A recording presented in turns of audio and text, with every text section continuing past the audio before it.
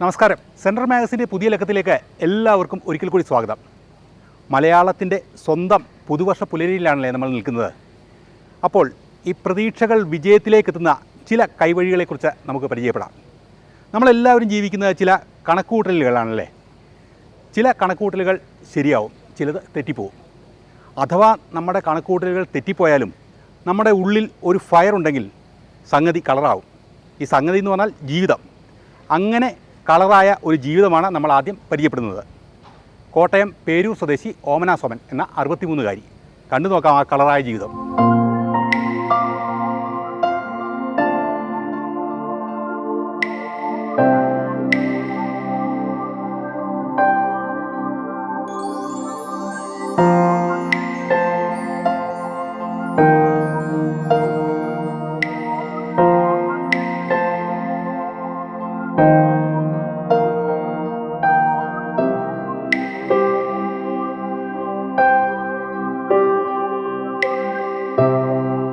സ്ത്രീകൾ ചില പണികൾ ചെയ്താൽ അത്ര ശരിയാവില്ല എന്നൊരു ചിന്താഗതി പൊതുസമൂഹത്തിലുണ്ട്. പൊതുസമൂഹത്തിന്റെ ആ കണക്കുകൂട്ടലിനെ തെറ്റിച്ച് സ്വന്തം കണക്കുകൂട്ടലുകൾ ശരിയാക്കിയിരിക്കുകയാണ് ഓമന സോമൻ.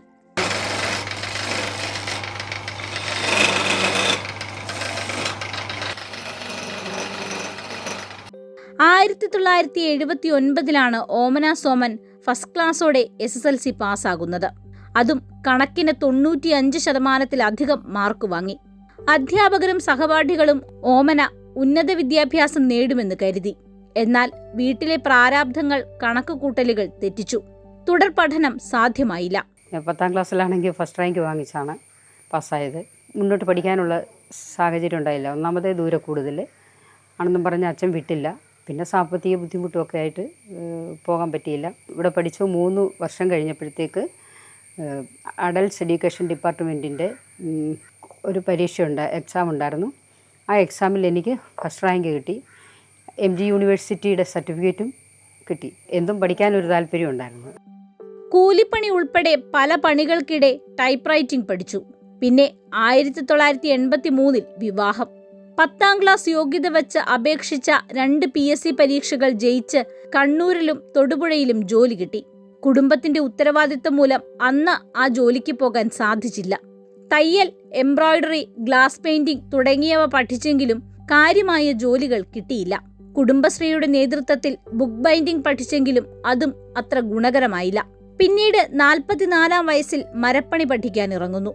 ഏറ്റുമാനൂരിലെ അർച്ചന വിമൻസ് സെന്ററിലെ പരിശീലനം ഓമനയ്ക്ക് സ്വപ്നങ്ങളിലേക്കുള്ള വാതിൽ തുറന്നുകൊടുത്തു. തടിപ്പണിയിൽ വിദഗ്ധയായതിനൊപ്പം പഠിച്ച സ്ഥാപനത്തിൽ പരിശീലകയായി ഓമന മാറി. നിരവധി പേരെ ഈ രംഗത്തേക്ക് കൈപിടിച്ചു കൊണ്ടുവരാനും ഇവർക്ക് കഴിഞ്ഞു. 50 വയസ്സിന് ശേഷം കമ്പ്യൂട്ടറും ഇന്റീരിയർ ഡിസൈനിങ്ങും ഡ്രൈവിംഗും ഒക്കെ പഠിച്ചു. ഇപ്പോൾ സ്ഥാപനത്തിലേക്ക് വരുന്നതും തിരികെ പോകുന്നതുമൊക്കെ സ്കൂട്ടറിലാണ്.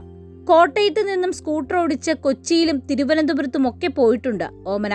47-48 വയസ്സായപ്പോഴാണ് ഇന്റീരിയർ ഡിസൈനിങ് പഠിച്ച് പരീക്ഷ എഴുതി പാസ്സായി.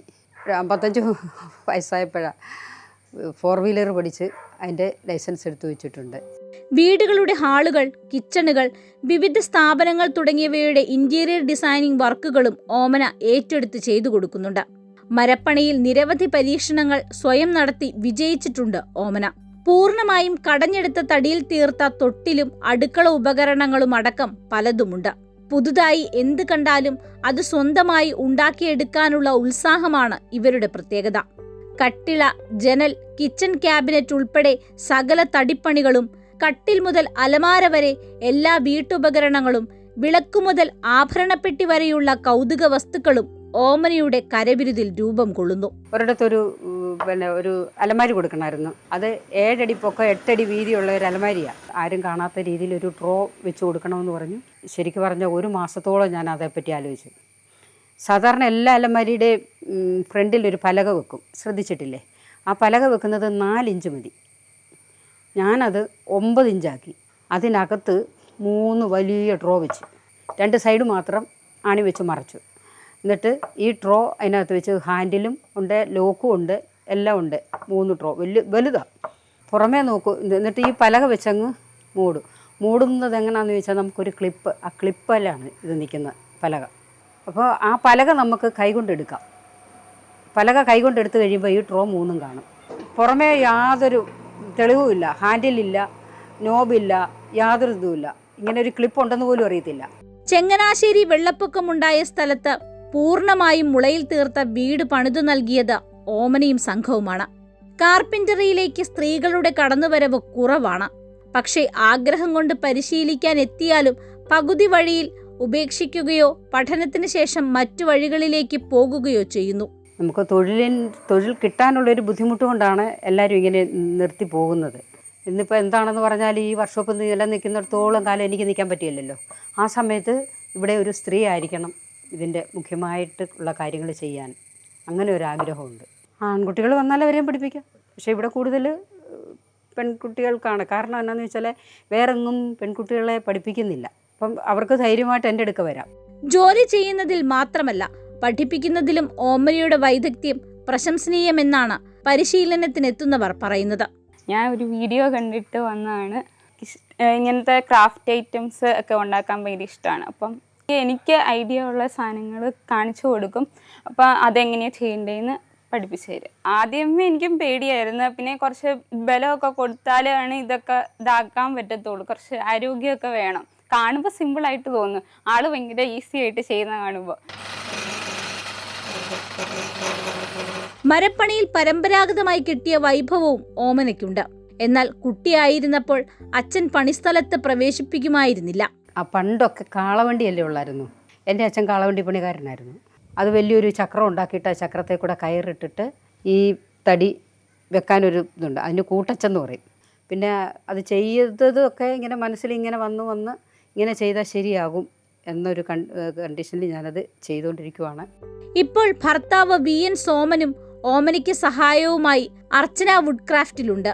മുമ്പ് സ്വകാര്യ കമ്പനിയിൽ കാർപ്പന്റർ ആയിരുന്ന സോമൻ കോവിഡ് കാലത്ത് ജോലി ഉപേക്ഷിച്ച് ഭാര്യയുടെ ഒപ്പം ചേർന്നു. ഇങ്ങനെ ഒരു സ്റ്റേജ് വന്നപ്പം പോയി പഠിച്ചത് എനിക്ക് വളരെ സന്തോഷമുണ്ട്. കാരണം സ്ത്രീകൾക്ക് ചെയ്യാൻ വയ്യാത്തൊരു ജോലിയിൽ നിൽക്കുന്നൊരു വ്യക്തിയാണ്. ഒരു ഗവൺമെൻറ് എംപ്ലോയി ആണെങ്കിൽ എത്ര ഒരു ഇത് കിട്ടത്തില്ല. നല്ലൊരു അഭിമാനമുണ്ട്. കാരണം എവിടെ ചെന്നാലും ഇദ്ദേഹത്തിനെ കണ്ടു കഴിയുമ്പോൾ ചില ആൾക്കാർ ഓടി വന്ന് ചാനലിൽ ഉണ്ടായിരുന്നല്ലോ എന്നൊക്കെ പറയാറുണ്ട്. തൊഴിൽ വൈദഗ്ധ്യത്തിന്റെ പെരുമയിലൂടെ പല സ്ഥലങ്ങളിലും പോകാനും വിദേശികളുമായി കൂടിക്കാഴ്ച നടത്താനും ഒക്കെ കഴിഞ്ഞതിന്റെ അഭിമാനം ഓമനയുടെ വാക്കുകളിലുണ്ട്. സ്ത്രീ ശാക്തീകരണ പ്രവർത്തനങ്ങളിൽ സജീവമായ അർച്ചന വിമൻ സെന്ററിനോടും അതിന്റെ ഡയറക്ടർ സിസ്റ്റർ ത്രേസ്യാമ്മയോടുമുള്ള നന്ദി ഓമന മറച്ചുവെക്കുന്നില്ല. ആദ്യമായിട്ട് പ്ലെയിനെ കയറുന്നത് ഇവിടുന്ന് ഡൽഹിക്ക് ഞങ്ങളെ കൊണ്ടുപോകുമ്പോഴാണ്. താജ്മഹാളൊക്കെ പുസ്തകത്തിൽ പഠിച്ചിട്ടുള്ളതേ ഉള്ളൂ. ആ താജ്മഹാളിനകത്തൊക്കെ കയറാനും രാജ്ഘട്ടിൽ അങ്ങനെയുള്ള അവിടെ ഒരുപാട് സ്ഥലങ്ങളിൽ ഞങ്ങളെ കൊണ്ട് കാണിക്കുകയൊക്കെ ചെയ്തു. 4 വീലർ പഠിച്ചു. അതിൻ്റെ സർവ്വ ചെലവും ഞങ്ങളുടെ ഡയറക്ടറാണ് ചെയ്തത്. അല്ലേ ഇത്രയും പ്രായമായി ഇനിയിപ്പം നീ എന്തിനാ പോയി പഠിക്കുന്നതെന്നല്ല, ഈ സമയത്ത് നീ പോകണമെന്ന് പറഞ്ഞു. വിദേശികളൊക്കെ കഴിഞ്ഞ ആഴ്ചയിൽ ഒരു 10 പേര് ഇവിടെ വന്നു ഇതെല്ലാം കാണാനും എന്നെ പരിചയപ്പെടാനും ഒക്കെ. പിന്നെ ലണ്ടനിൽ നിന്നാണ് വന്നത്. അപ്പോൾ അവിടെ വരെയായി ഇനി ഞാൻ ഈ പണി ചെയ്യുന്നു എന്നുള്ളത്. മക്കളും മരുമക്കളും ഒക്കെ ജോലിക്കാരാണെങ്കിലും സ്വന്തമായി അധ്വാനിച്ച് കുടുംബത്തിലേക്ക് വരുമാനം കണ്ടെത്താൻ ഈ പ്രായത്തിലും ഓമനയ്ക്ക് കഴിയുന്നുണ്ട്. അത് ഇനിയും കൂടുതൽ മികവോടെ വൈദഗ്ധ്യത്തോടെ നടത്തണമെന്നതാണ് ഓമനയുടെ ദൃഢനിശ്ചയം.